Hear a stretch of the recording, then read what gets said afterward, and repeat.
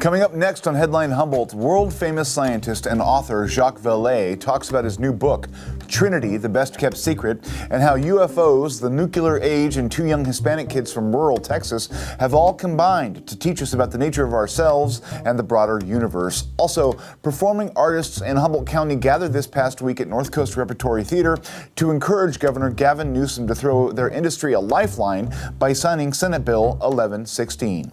Coming up now on Headline Humboldt.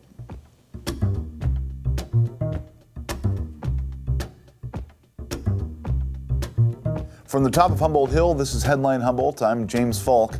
Thanks for joining us. Our guest tonight, Jacques Vallee, is an internationally famous author and scientist who has, over his long career, often found himself on the vanguard of research and heady scientific exploration. In the early 1970s, he was involved with the very first inklings of what later became the Internet. He's an astronomer, an expert in artificial intelligence, and was the right-hand man to J. Allen Hynek of Project Blue Book in the mid-part of this past century, tasked by the U.S. Air Force to travel the country and investigate UFO sightings that weren't so easily dismissed as fever dreams and hoaxes. He's been at the forefront of an intellectual collective known as the Invisible College that for decades researched the UFO phenomenon and subjected it to real scientific inquiry, even as its members were often too intimidated by long-standing taboos to attach their name to such endeavors. Vallee never bowed to the pressures from academia to leave the subject alone, and now, all these years later, the federal government has finally admitted the phenomenon is real and worthy of study. His dogged curiosity has been vindicated, and just in time. Vallee, along with co-author and researcher Paola Harris, has published a new book, Trinity, the Best-Kept Secret, which studiously investigates a purported UFO crash that happened in San Antonio, Texas, exactly 1 month after the world's first nuclear bomb was exploded at the so-called Trinity site nearby.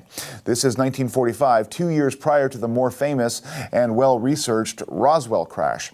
By interviewing witnesses who were there at the time and by reviewing the history of America's nuclear program and its impact on marginalized communities who lived around those test sites, Vallee asks serious and important questions about what the crash represents and what the phenomenon as a whole may be trying to teach us.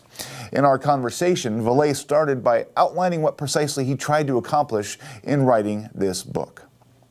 The book was motivated by realizing how much had happened in New Mexico, of course, in the years that had followed the atom bomb.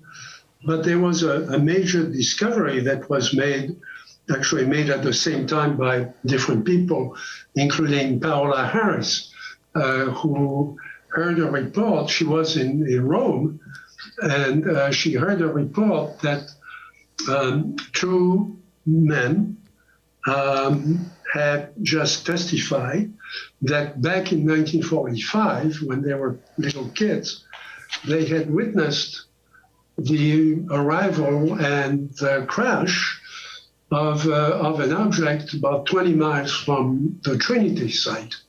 Now, the Trinity site in New Mexico is inside White Sands, which is a very large desert area where the first atomic bomb was exploded. First atomic bomb was exploded by Dr. Oppenheimer and an outstanding group of leading physicists, including Enrico Fermi and several other Nobel Prizes, to demonstrate atomic explosions and to prepare, of course, the end of the war in the Pacific. The fact that that object was seen just 1 month after the explosion of the atom bomb, when that whole area was trying to recover from what had happened, all the effects of the bomb.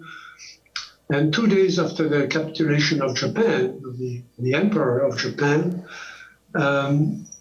is obviously historically significant.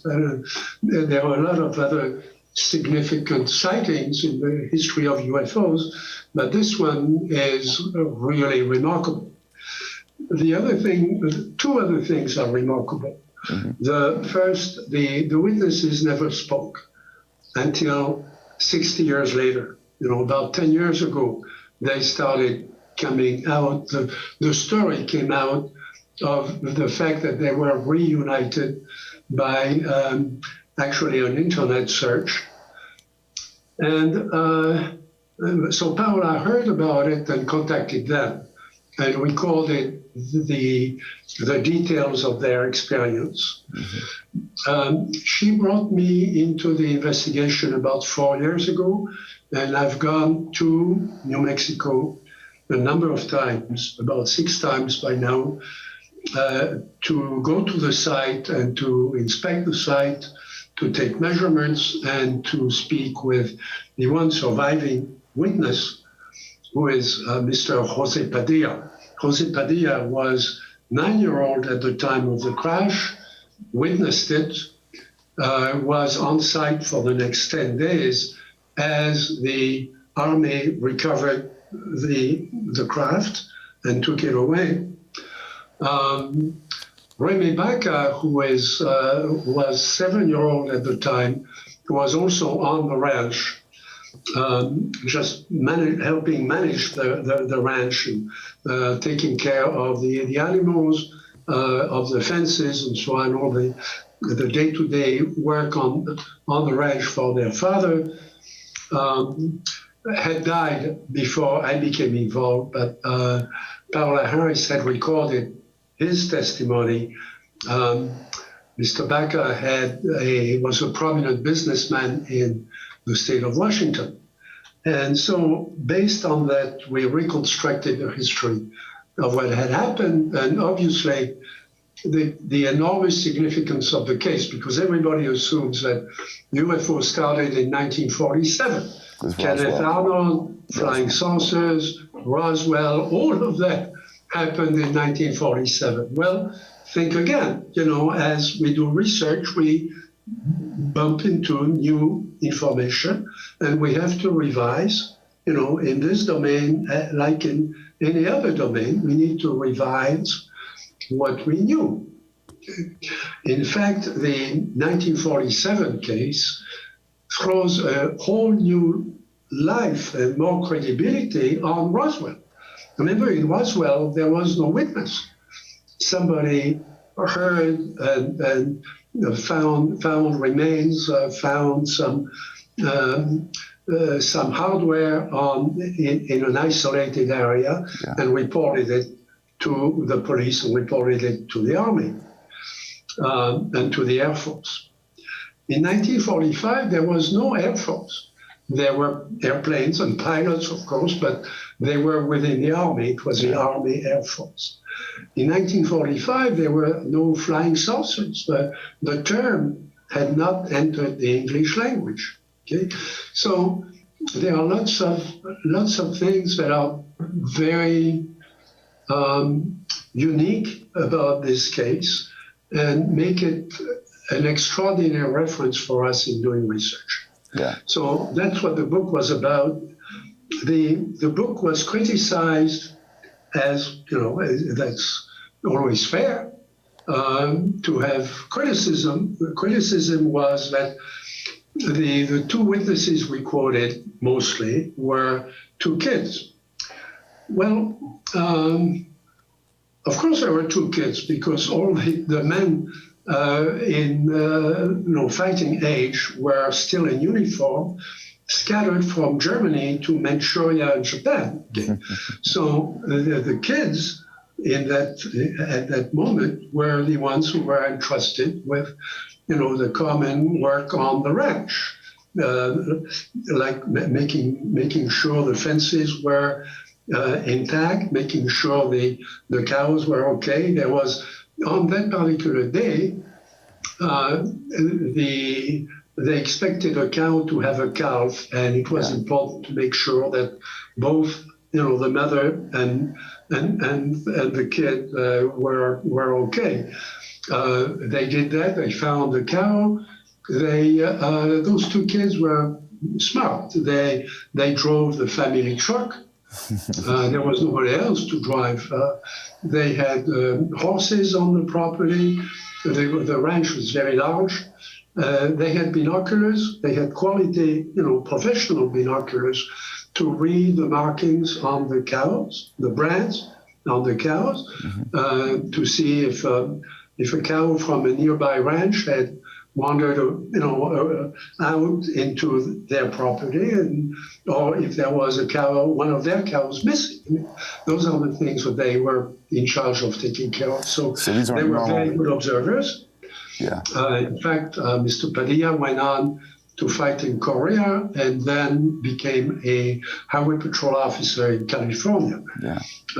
Had 2 bullets in his body, one from Korea and one from criminal activity in California. As I mentioned, Ray Baca, the 7-year-old, grew up to be a businessman in the state of Washington, where he became active politically. And in fact, through his political activity, became aware that there was a report about that particular recovery of the UFO on their ranch. He became an assistant to Dixie Lee Ray, who was governor of Washington and then head of the Atomic Energy Commission. So she had a report about what had happened. So that explains why the 2 kids never spoke. If you go today to one of the little restaurants in the area, there isn't much in the area. Don't expect French cuisine, but there are some really nice little restaurants there. And on the wall, they have the old posters from the war that say, if you see something, you don't say anything. You only report it to the army, you don't talk. There's no gossip, okay? And they followed that to the letter all their life, because they were afraid of the consequences of reporting what they had seen. It was very clear that this was a secret operation. And I mean, we were just coming out of World War II, so people were... The question is, why is it that you don't find anything about that case in the Air Force files? Well, the Air Force didn't exist, so that's one reason. Another reason is that this object fell on land that was controlled by Project Manhattan. We're about 20 miles out of the fence of the federal project of Project Manhattan, where the bomb was detonated, but the organization in charge within the government became the Atomic Energy Commission. First, it was Project Manhattan, which was completely secret, to a degree that's hard to imagine now unless you read the history books. And then it was secret within the Atomic Energy Commission and the Department of Energy, which has its own clearances that are not the clearances you get normally if you're at the CIA or you're at the State Department or you're in the Pentagon. You only get those clearances if you have to do with nuclear weapons.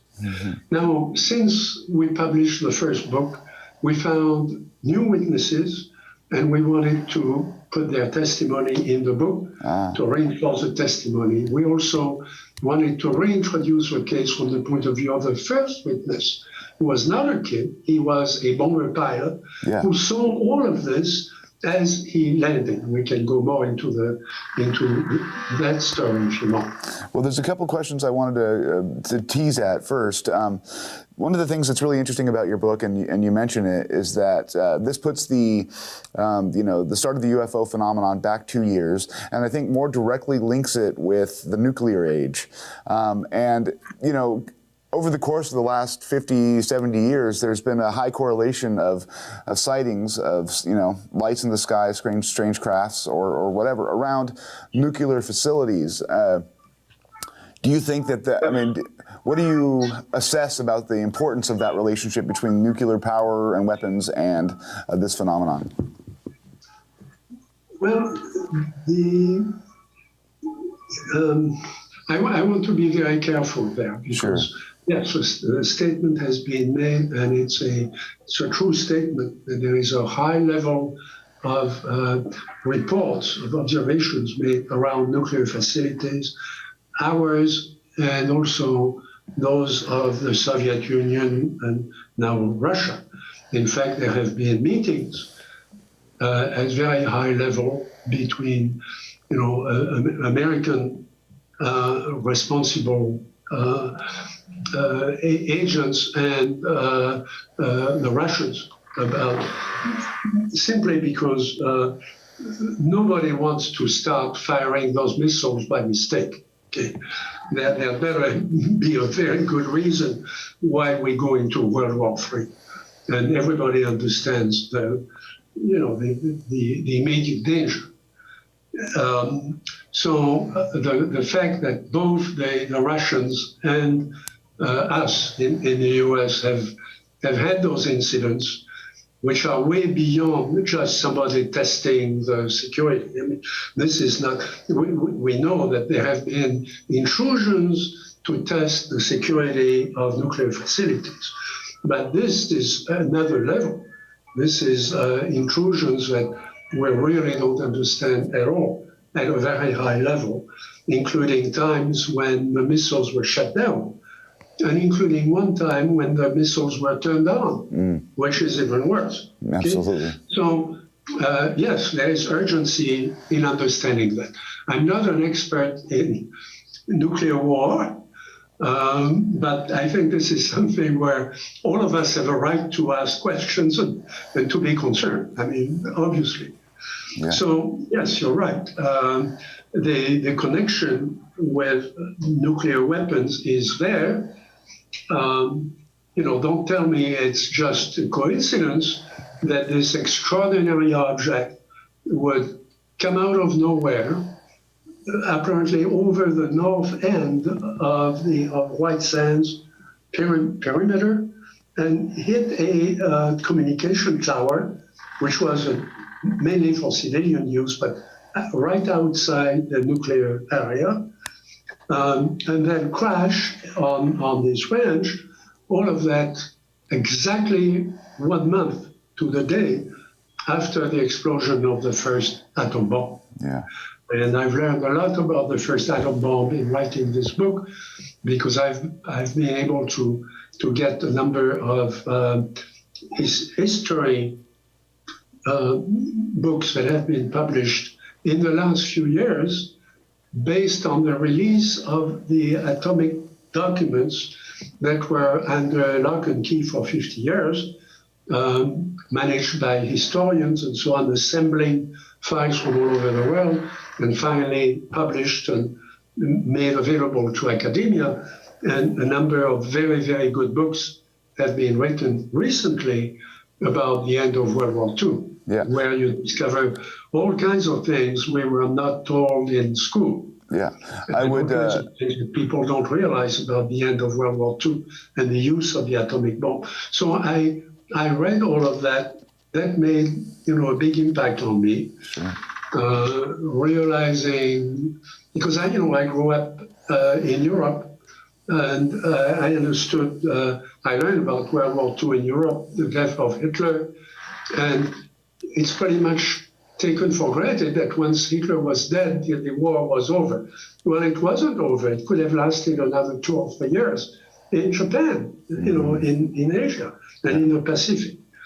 So I've learned all of that, and it's I'm proud to say it's in this book. Yeah, and I wanted to point out that that's the significance in terms of the atomic coincidence. Yeah.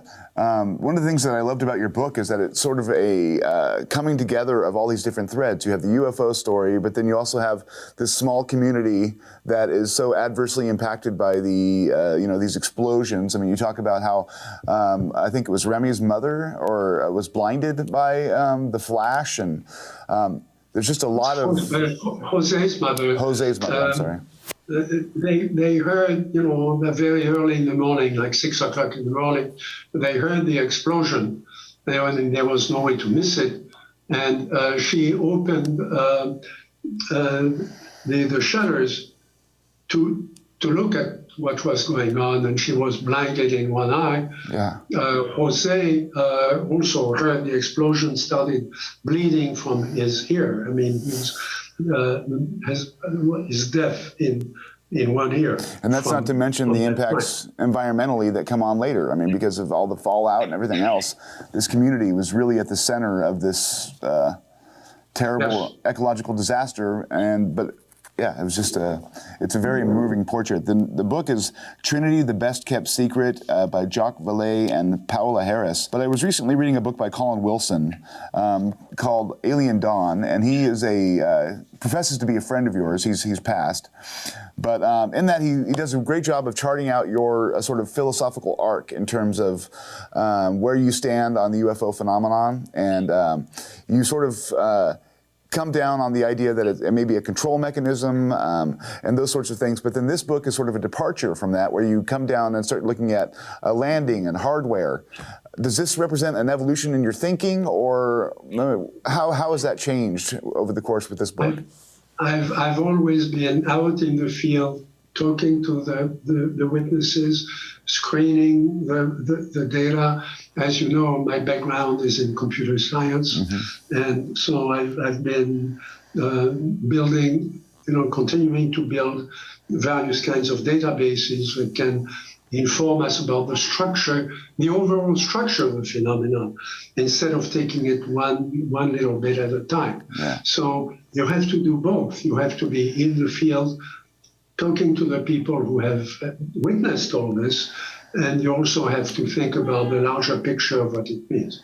One of the things I was intrigued by was the timing of this. I mean, obviously, this book comes out now that they are offering a little bit of immunity for people who come testify in front of Congress about some of the legacy programs that might have existed with found saucers or crashed materials. Is that just a coincidence, or was that on purpose?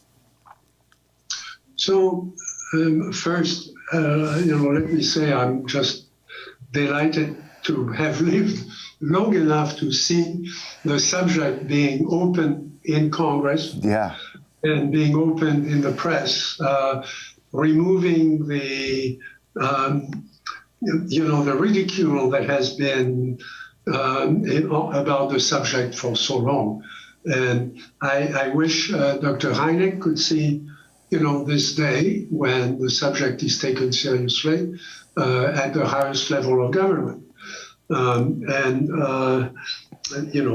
Dr. McDonald, so many other people have been fighting against the ridicule that the subject was considered with. And I wish they could see this day.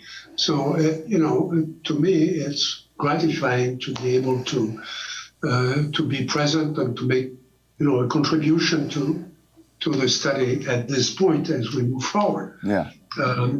I've met Dr. Avi Loeb. I'm fascinated by the Galileo project. This is something that, it's great that Harvard is taking the leadership in this sort of new development in science. There are other efforts. As you know, I've been working on the analysis of samples left after landings or after crashes of UFOs with Dr. Gary Nolan at Stanford.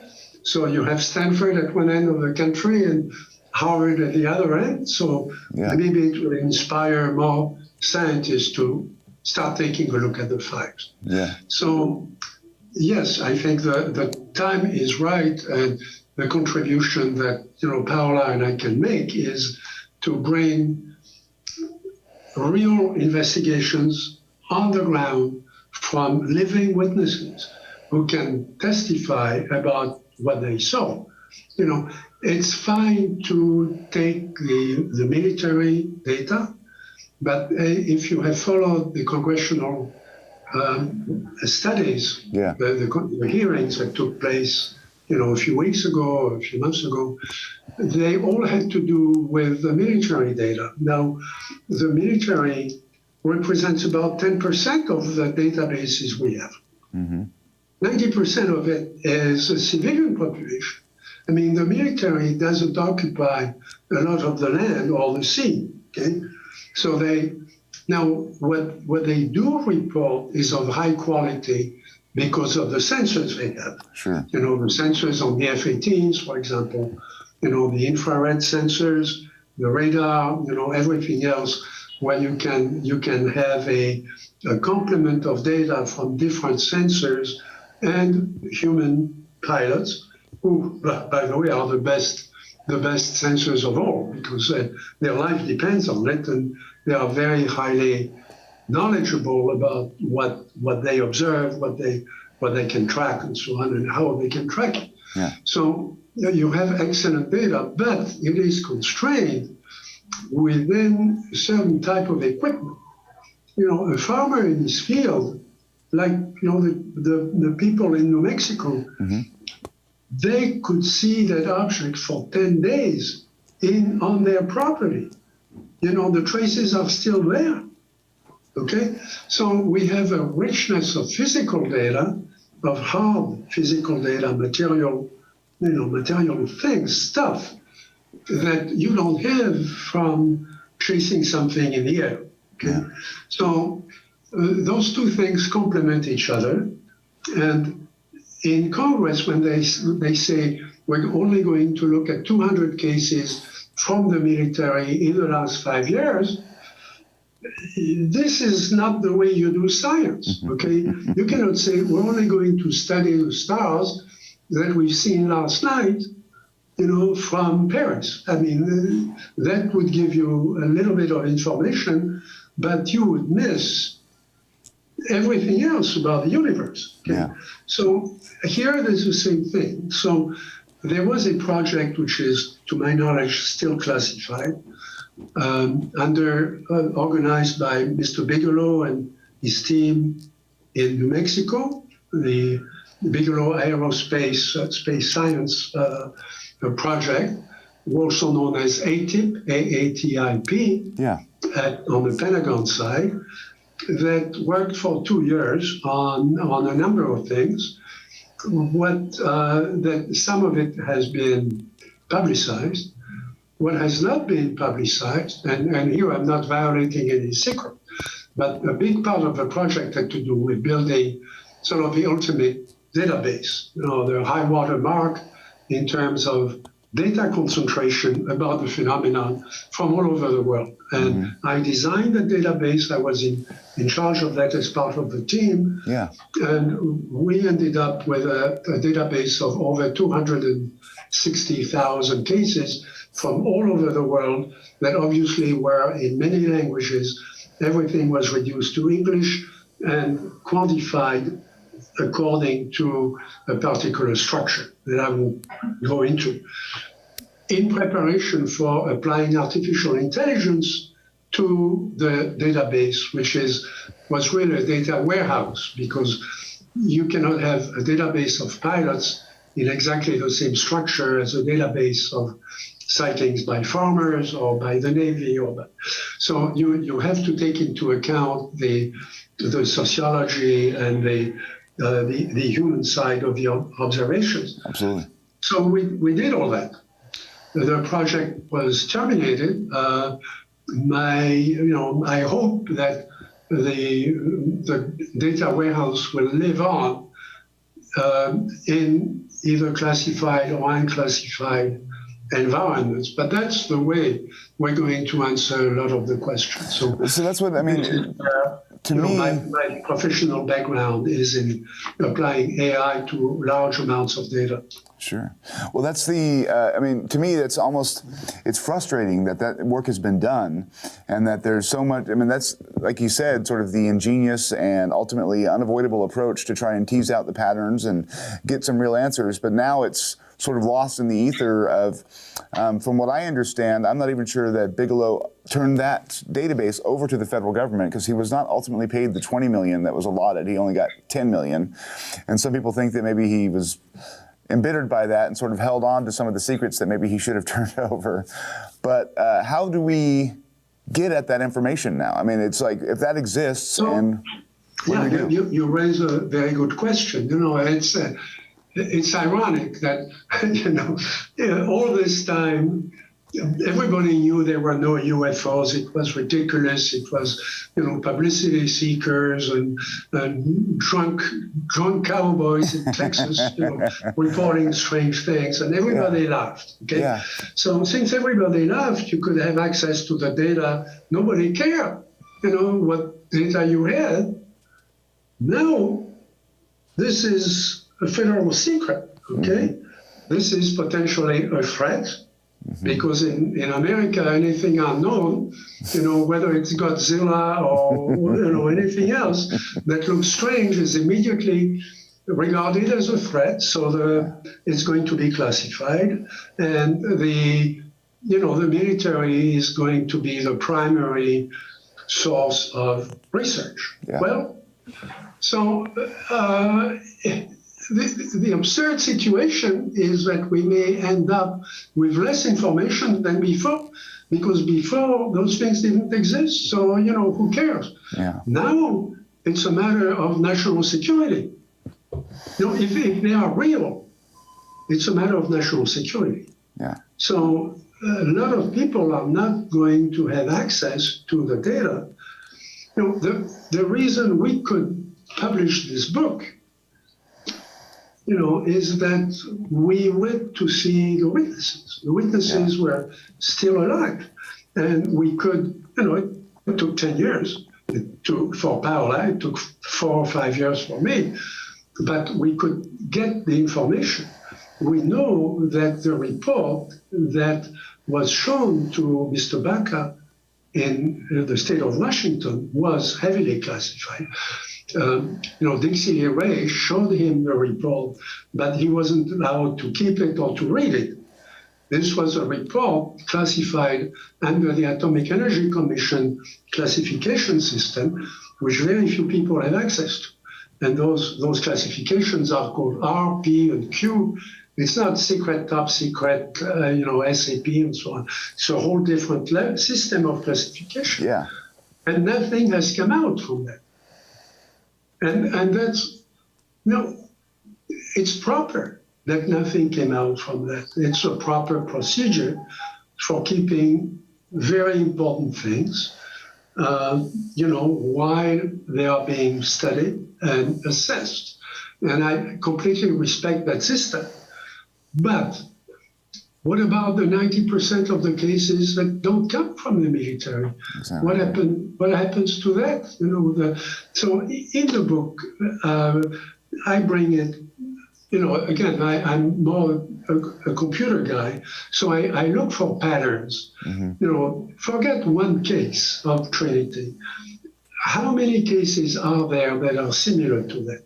Well, we have the case in Socorro, which was investigated by the local police, the FBI, which happened to be there. It wasn't a federal case, but they happened to have the traces, preserve the traces, and so on. The Army and the specialized services from White Sands, from the base at White Sands. Then you have a case in Valençol in France, where the same thing happened. In all three cases, the object was not a saucer. There is no flying saucer in any of this. The object was egg-shaped or oval. The kids called it an avocado. Everybody spoke Spanish, of course, at the time.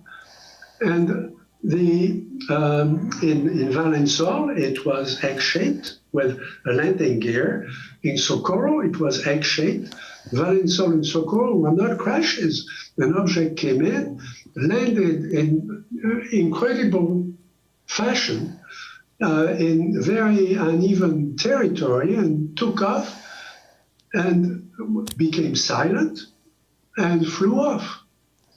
What kind of machine do we have that does that? Okay? And again, exactly.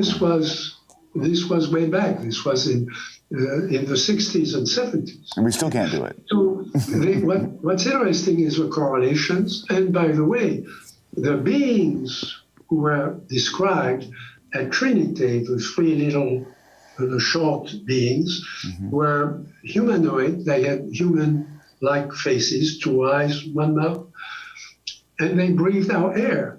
Same thing in Socorro. There were 2 UFOnauts who were seen close to the object in Socorro, and 2 in Valensole. Same thing. They were about 3 feet tall, did not have a helmet, breathed out air, about 3 feet tall, and they had various devices with them that were described by the witnesses. The witnesses were impeccable, in all 3 cases. And both Valensole and Socorro were not investigated by UFO, UFO civilian UFO researchers. They were investigated by agencies of the state. The French, in France, there were 5 different agencies of the French government, including customs, including French intelligence, including the French Air Force and the French Gendarmerie, who separately investigated the traces and interviewed the witnesses. So what's important is the correlation between these 3 cases, and there are more. Yeah. But the very strong correlations between these 3 cases, which tells us that the kids were not lying, that the kids described exactly what they saw. Yeah. Well, I mean, you talk about the correlations between these 3 cases, and they're very similar. But Yes. there's also, I mean, and you've talked about this issue yourself, where there is such a wide range of almost ridiculousness among some of the sightings, where things get so squirrely, people get pancakes, and there's just a lot of weird things that get reported, and that makes it almost impossible in some ways, or extremely challenging to kind of parse out any sense in terms of what's happening. And in the past, that led you and others like John Mack to really talk about that element of it and what it's really trying to do, if it's trying to trigger some sort of transformation in human thinking, or. So are you still at that place where it's like there's so much information that's sometimes ridiculous? Yes. Yeah. Yes, more than ever, because if you want to change a system, including an intellectual system or a linguistic system, to bring it to a higher level, the only way you can do it is by making statements in the system below that are going to look absurd. Think of what is the sound of one hand clapping? Yeah. Well, it's ridiculous. It's stupid. I mean, one hand can't clap. What if it did? So all of a sudden your brain is stopped, in its normal little, training of ideas and so on. I have to go make coffee and I have to pay my taxes tomorrow and so on. It stops because you're confronted with something absurd. There was again, this is information science. It's not physics. The whole thing about the pancakes, well, those pancakes were nutty, okay? But it's not physics, but it's in terms of the richness of information and the structure of information, it's very interesting. Yeah. There is a case in the French files from the late 50s in Alsace. Alsace is in the northeast of France, close to Germany. Mm-hmm. And a man who is a night watchman goes to his job at 2 o'clock in the morning. He cuts through a wooded area. There is a clearing. In the clearing, there's a disc on the ground. And there is a man in front of the disc dressed in what he thinks is some sort of leather uniform, a dark uniform. And he holds something in his hand pointed at the witness. The witness is not paralyzed, but he stops, thinking he's in the presence of a military thing where somebody has a gun. Mm-hmm. So, people remember the war and so on, and so he stops. And the man asks in French, "Where am I? Am I in Italy or Germany?" Witness says, "You're in France." Mm-hmm. Well, that's stupid because Germany is here and Italy is there. There's a whole of Switzerland in between. I mean, how can he be lost to that degree and then not realize he's really in France? Okay? Yeah. Then the man says, "What time is it?" And the witness looks at his watch. It says it's 2:30. And he says, "You lie, it's 10 o'clock. Well, it was 2:30. Yeah. So if you take it at the first level, it's stupid. I mean, this witness, you say the guy must be crazy, or he had too much to drink, or he wasn't quite awake 2 o'clock in the morning. Maybe he was. If you take it to the next level, there were two assertions. One about time, one about space. In both of them, the witness was told that he lied, that he was wrong. Was wrong about time, and he was wrong about space. That was the extent of the conversation. Then the man walked back behind the craft, which was a disc with a cylinder on top. He went behind it, and the whole thing took off and just flew away in above the trees. And only then the witness realized this was not an airplane or a helicopter. This was something he'd never seen before. So he was left with this silly story, which, it doesn't make any sense. If you take it in normal language, it doesn't make any sense. Two contradictions, one about space, one about time. I take it at another level where it says, you guys don't have a false idea about space, and you have false ideas about time, which is what physics is telling us today, okay? That maybe there is no space and there is no time. There is something else which gives us the illusion of space and time. Now, this is normal physics. This is advanced physics today, but that's where physics is going. That's what my friends in physics are telling me. Yeah, makes sense. So shouldn't we take those things seriously? Shouldn't we look at them and not just laugh?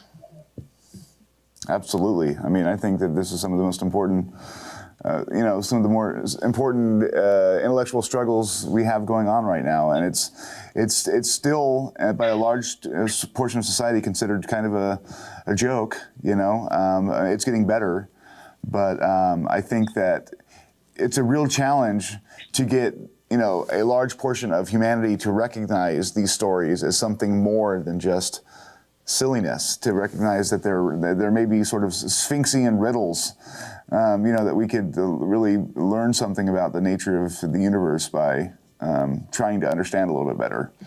But I guess that's the word. I'm an optimist. I think that once those ideas pop up, I mean, remember, I've lived through, most of the arc of the development of computers. Yeah. My first courses about computers helped invent the internet. Wiring, a printer box, with wires for corresponding to the columns in a printed card. Okay, and look where we are now. I mean, we're doing video conferencing across the planet. Okay, we don't even think about it. It doesn't even cost anything. Yeah. So we've done all of that. So once an idea is expressed clearly, a lot of people will consider it. They may reject it. They'll have arguments and so on, which is fair. But they will be influenced by the idea, okay? And the problem, I think, that's going to happen is that most of the people I see entering the field now with very good credentials and good intentions have not been exposed to the history of the sightings.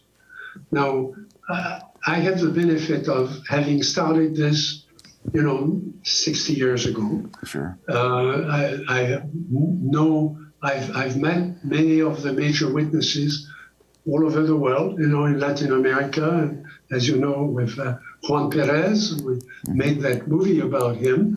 Yeah. In Argentina, as you know, in Brazil, a bunch. Of course, in France, and in the Soviet Union, in the days of the Soviet Union. Yeah. So until Gorbachev. So, and of course, in the U.S. With Dr. Hynek, and on my own since then. So I've had the privilege of meeting many of these witnesses and gaining their trust, which is something that scientists sometimes have trouble doing because they think they come from a higher level of understanding what went on, and that may not be true in this case. Absolutely. So there is a learning curve, and if there is one thing I can do now, many scientists are entering the field now and so on with greater certainly greater credentials in physics and all of that than I have. But if I can contribute something from the point of view of not just the databases, but what the databases mean, who is, what testimony is buried in those databases and encrypted in those databases, I think that's where my contribution is going to be as a contributor to those teams. Yeah. Well, I appreciate you taking the time. And if people want to get this book, you can obviously find it on Amazon, correct? Yes, it's readily available on Amazon, either as a paperback, also as a hardcover, and also as an ebook. So people can order it from anywhere in the world. They get it in 2 days. Well, I really appreciate your time, sir. I wish your book a tremendous success, and I will continue to follow. Thank you. Your work. I was very happy to meet with you today. So thank you so much. Thank you. All right, have a good day. On Thursday, creators from different arts and performing arts organizations around Humboldt County gathered at North Coast Repertory Theater to support California Senate Bill 1116. The rally was held in conjunction with theaters across the state to push Governor Gavin Newsom into signing the bill, which is currently sitting on his desk. Attendees spoke with KEET TV's Heather Hulbert and described why they believe passage of the bill is pivotal to ensuring the survival of performing arts organizations up and down the state. What is SB 1116? The bill would establish the Equitable Payroll Fund, providing sizable payroll grants to small, nonprofit performing arts organizations across the state of California, throwing us a lifeline when we need it most. And why is the impact of SB 1116 so incredibly timely and important? This stage is currently set for our latest production here at NCRT, Midsummer Night's Dream. We were supposed to have performances this last weekend. We did not, because of COVID. And this is not an exceptional or rare occurrence for all of us, for all our fellow organizations, whether here in Humboldt, in Pasadena, or anywhere else in the state. This is the current normal that we all are navigating. Humboldt County is a really special place. We have a lot of really amazing, trained, professional performers and teachers and designers and directors. And that is something that not a lot of rural communities have. And we rely on these people to teach, to produce performances, to allow the space for expression. But if these people cannot be paid, they have to go somewhere else or stop creating art. I have to tell you, for the past 3 years, it has been working like having your hands tied behind your back because of COVID.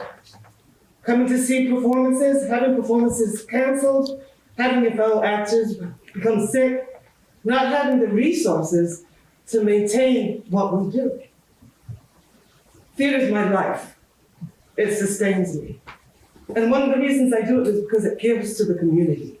It's saved my life, and I'm sure it saved others. We've got theaters opening back up, which is so exciting, but only with like a limited audience size. That is no way to keep a theater open. That's no way to keep our performing arts supported And it is detrimental to our community, to our performing artists. Everything costs money. If you want to make art, it's going to cost money to make art. So without that money coming in, it's really hard to continue to make that art. In our last production alone, because of COVID, lost $9,000 worth of profit in one production. It was a wild time, but 50% of our cast got COVID during the first weekend of a 5-weekend performance. We canceled that weekend. We performed weekends 2, 3, and 4, and the other 50% of the cast got COVID in our last closing weekend. We canceled that weekend. In the last 2.5 years, it has tipped the scales away from our mission statement to just sheer survival mode. Without our productions, our large choruses, our booming troupe, our singing classes, our revenue stream has all but dried up. It's been severely tested, which has meant just paying the ever-increasing rent and ever-increasing utilities on our Sunnybrook Performing Arts Center for Education has become a financial pressure. But heading into a full production is going to be challenging. Just in terms of materials, the rising cost of lumber alone is going to be staggering. The cost of paint, fabric for 100+ costumes, the royalties, and for us, since we use the Van Diesel, the cost of rent, which is a topic for another day. But it has jumped 300% since the last time we were able to use it. We were in a conference once where someone said, arts are the icing on the cake of society. And we died inside. And Jackie very kindly and gracefully stood up and said, I disagree. Arts are the eggs. We hold the community together. And as Jackie was speaking about the polarization that has come from the years of lack of art, it was so evident to me that we are the eggs and that we can't do what we do without the support that SB 1116 can provide us right now. This deck we are currently playing with is fundamentally, catastrophically stacked against us to a degree that is truly without precedent. And it is because of this that I want to address our governor and say, personally, please, help us. To support SB 1116 and encourage Newsom to sign the bill, visit www.equitablepayrollfund.org and add your name to the list. That's our time for tonight. Special thanks to Heather for her great reporting on SB 1116. For those who want more of Jacques Vallee, the YouTube version of this show will feature an extended form of our conversation as Jacques and I dive even deeper into his book and broader work. He truly is a scientific treasure. Stay tuned, stay informed.